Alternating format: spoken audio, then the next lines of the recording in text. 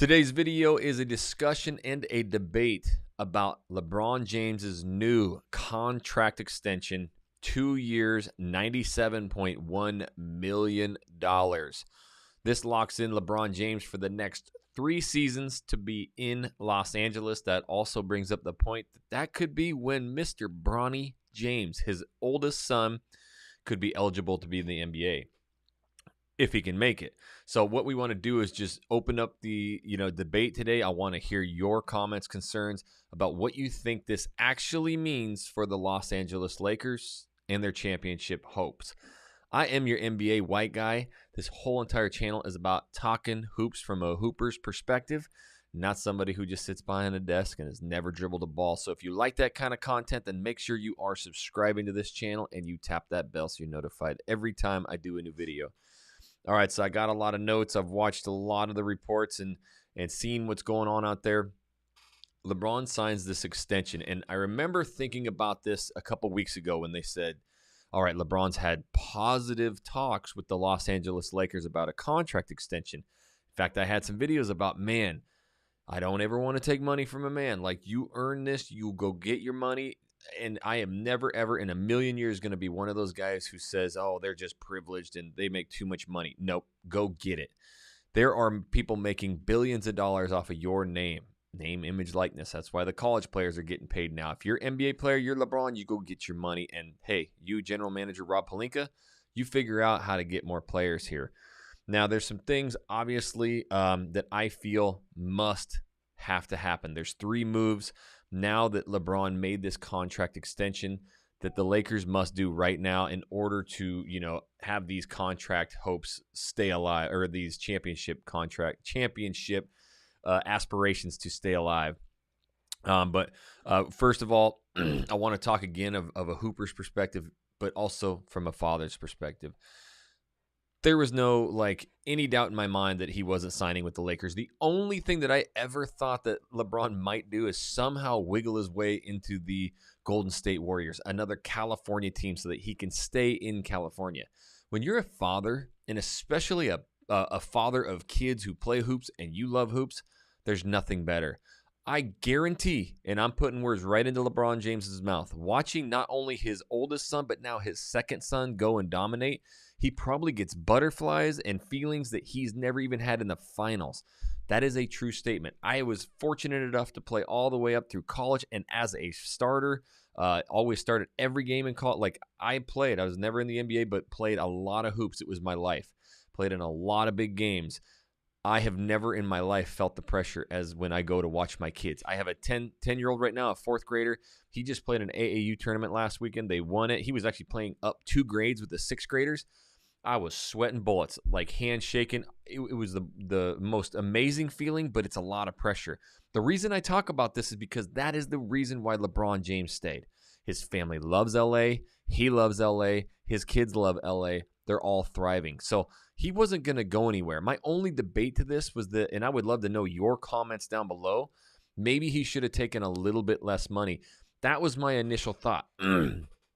Tom Brady's been notorious for doing this. He's got a wife, supermodel wife, who makes hundreds of millions of dollars.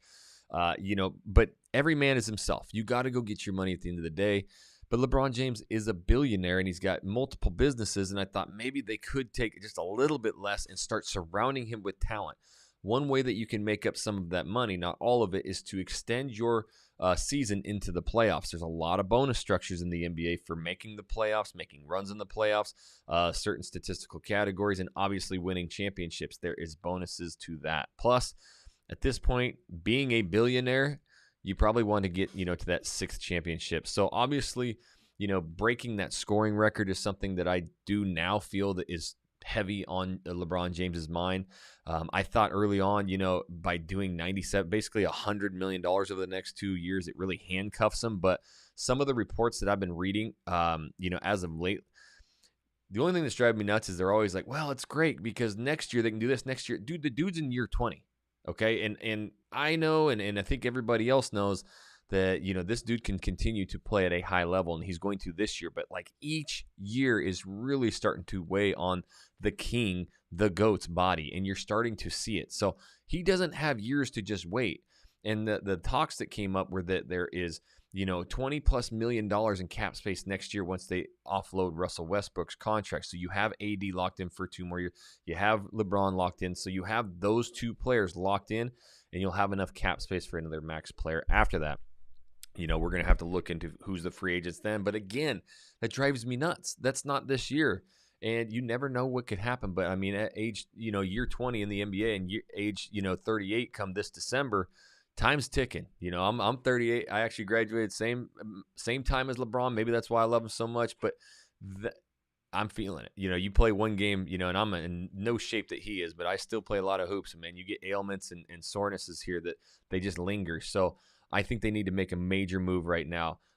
The biggest move that they obviously have to make, first and foremost, you might be thinking it's Russell Westbrook. I think it's making sure whatever they can do at all costs, get Anthony Davis healthy and keep him healthy. It seems like every time he jumps in the air, you cringe. You're like, he's going to come down on somebody's foot. He's going to hyperextend his knee. Like something's going to go on. And that's a lot of him. He's got to, which it looks like he's done, found a new trainer, new personal coach, life coach. I got some of you out in the audience. If you would, comment down below what you think the Lakers got to do this year in order to be relevant. But this is something that is the most important. Anthony Davis has played in less than 35% of the games with the Lakers since he has joined the squad. So that's the biggest thing. These 2 players together, like in the playoff, in the bubble run, was unstoppable. These dudes were nasty out there, and we forget about that. Now, they had great role players. I was saddened to see my boy AC Fresh go to the Bulls, but the Lakers weren't willing to pay him. I wish they would have. He's better than basically anybody else you had. But we do have the new AR-15, which he hates that nickname. But Austin Reeves, I think he can play into that role. He's going to score, a lot of points. He's going to have that defensive mind. I think he can be the new Alex Caruso and really help on the defense and the energy end. That's what Darvin Ham's going to bring to this squad too. He's going to really want to get these players working hard. So the first thing is I would love to see Anthony Davis healthy and play at least like 65, 70 games. That's what's going to help these Lakers win a heck of a lot more games.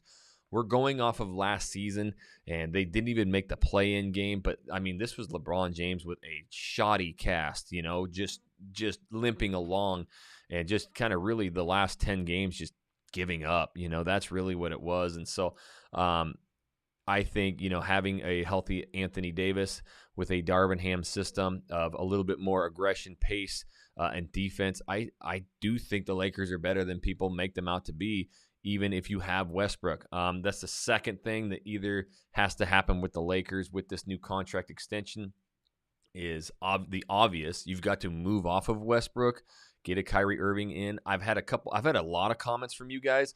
If you would too, notify me of these other trade possibilities that you're seeing out there, because we had some great conversations in the comments of another video of people saying, obviously that Pacers trade is still out there. Someone else was mentioning, Conley, bringing in Conley. I love these players.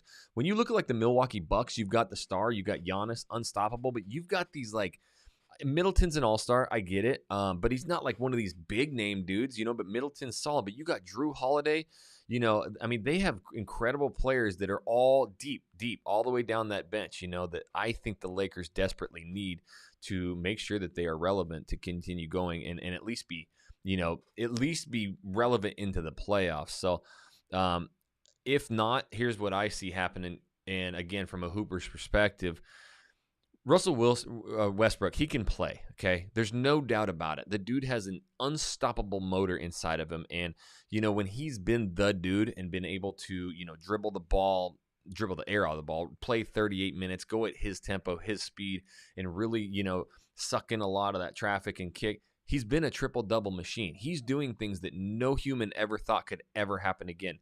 Nobody. There's like hundreds of NBA players from like the past that before Westbrook ever did the triple-double season said, we're never going to see what Oscar Robertson did again. It's just impossible. And yet he averaged it for 3 seasons straight. So the problem is when you put somebody who has done something a certain way forever and you try and change them, it doesn't work. You cannot change. I can't change who you are. You can't change who I am. We have our habits. And so what has to happen in order for change is that person themselves to acknowledge it, right? And so, you see like a Dwight Howard, that role that he played in the bubble, came in and dude, that series again, I think it's Phoenix when he just started playing bully ball. That was amazing. He was being the tough guy. He accepted that role. He came off the bench, and that really helped them. And then they ended up starting him in that series too. And that's what helped them get that championship. You've got to go in and accept that role. We've heard about it. So I think either Westbrook's got to go, and that would probably be the best situation, or he's got to come off the bench. Darvin Ham was just quoted by saying, "Hey, this dude can come off or I might have to bench him, and I will if I have to. I'll bench anybody," is basically what he said. But that's going towards Westbrook. I think Westbrook, you got to pay him $47 million to be a six man, but if he could come off the bench and, use that energy, use that. People love every player that's ever played with him. Every teammate says they love him in the locker room, and the dude plays his butt off. But the thing is, in that role next to LeBron, it's just not going to work, and it isn't working unless he can change his mindset, right? He's got to do a lot more on that defensive end. He's got to be the motor on the defense, and getting that ball out of his hands to somebody else to run that fast break. So he can take pressure, off of players, but they're definitely going to have to surround themselves with shooters. And since he's soaking up $47 million, he's got to go. And bringing in a Kyrie Irving, that's been the talk forever. I do love some of your guys' comments about, the Pacers. I would love to get a Buddy Hield in there. He shoots, I think, about 41% from the three. But the thing is, it's not always the percentage. Like, there could be dudes that come in that shoot 37%. But they shoot a lot of threes and they make a lot, and you respect that. That's the big difference. A lot of analytics dudes who've never hooped before, they're just going to go off of percentages when there's people out there who are just knockdown shooters who may not have the highest percentage. But what it does is when LeBron James is driving, he can kick out to these guys and they can make shots, and you're going to have to actually go out and guard these dudes. Or when they have the ball, they at least have the defense thinking, I got to get on this dude. He can shoot, right? I don't know what his actual percentage is, but a dude that I love to talk about and have before is the Eric Gordon from the Houston Rockets. I mean, the dude, when he was playing next to Harden, you had to basically guard him from half court. He was launching threes. So, a Buddy Hield, it drives me nuts that we could have had him. Even DeRozan, who's a mid-range jumper, but still was one of the top leading scorers last year and one of the highest field goal percentage dudes. Could have been Lakers. I think that would have been an amazing situation, and we wouldn't even be talking about this kind of stuff. But with LeBron James's extension, $97 million for the next 2 years, he really sets them up for the future, for next year and the following year. But what about this year? And since he's aging, the third thing that I really think the Lakers need to do right now, I don't know how they do it, but if you look at that list of free agents that are still sitting out there, one name that captures my mind, and I don't know why nobody's talking about it, is Lou Williams. I don't know what you have to do or how much you got to pay the dude, but he's still a free agent. And I'm sure, he's been in the league for like 15 plus years too. I don't know if he would take a vet min deal or whatever, but that is a bona fide all-star sixth man off the bench. He is arguably the greatest sixth man ever. And the other thing about him is that you don't realize is everybody looks at his sixth man stats, but he closes a lot of games. And that was a dude that was for the Clippers, a year or two ago when Kawhi made the move over there, that Lou was that dude. I mean, he was coming out and scoring 30 points sometimes. So he's a great closer that you could, even if you start Westbrook, you could bring Lou Williams in and he could finish games for you because that dude he's a walking bucket and everybody in the league respects him. The other thing I would love to see, that would extend your bench, and then the biggest problem with LeBron is as soon as he goes to the bench, there is nobody that can keep the score up. Every time LeBron goes to the bench, they lose 10-point leads, 15-point leads. It's got to be the most frustrating thing on planet Earth. So that's one way that by having Lou Williams on the bench, he can orchestrate that second string to come in and really get some buckets. There's also, Marquise Morris. It's either Marquise or Marcus. One of them still available. LeBron's played with one of the brothers, and it could be the same one. You need a tough guy. You need a Draymond. You need a Morris. You need somebody. Dwight Howard played that role in the bubble. You need a tough guy to just glue this place together again, glue that team. You always have to have that tough guy. Teams fear him. Teams hate playing against him. And when they're on your team, it's the best feeling ever. So I think those are some of the moves now that LeBron has made and signed his extension for 2 years that the Lakers have got to do. So you've got to make sure that AD is healthy first and foremost. Two, you got to make sure something happens with Westbrook. Either he gets traded out or he comes off the bench or something, because that chemistry is shot. When the chemistry's shot in a locker room, you're not winning. Like, you can go out and play trash teams and maybe pick up some dubs, but the other thing that you don't realize coming from a Hooper's perspective, even if the Lakers are trash and they're not playing good and they have a losing record, every player out there, young and old, they want to go at LeBron and they want to beat LeBron. That is something that never gets stated. LeBron plays the best of these teams' abilities every time he steps on the court. So no matter if it's a Sunday night primetime game or it's a Tuesday afternoon game, these players going against LeBron want to give it them all. They want to go down and always remember playing this dude and beating him. So he's always getting everybody's best. And that's one thing that you just always have to realize with the LeBron James team is you're going to get these teams' best efforts night in and night out.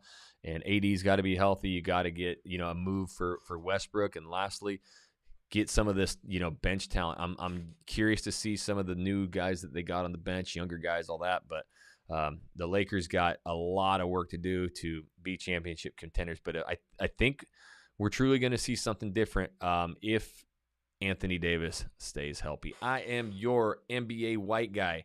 Make sure you comment down below what your thoughts on what the Lakers need to do to be successful this year. I ain't waiting until next year. And if you like my kind of commentary, Hooper's perspective, make sure you tap that subscribe button and you click the bell so you're notified every time I do a new video. And until the next video, we'll catch you later.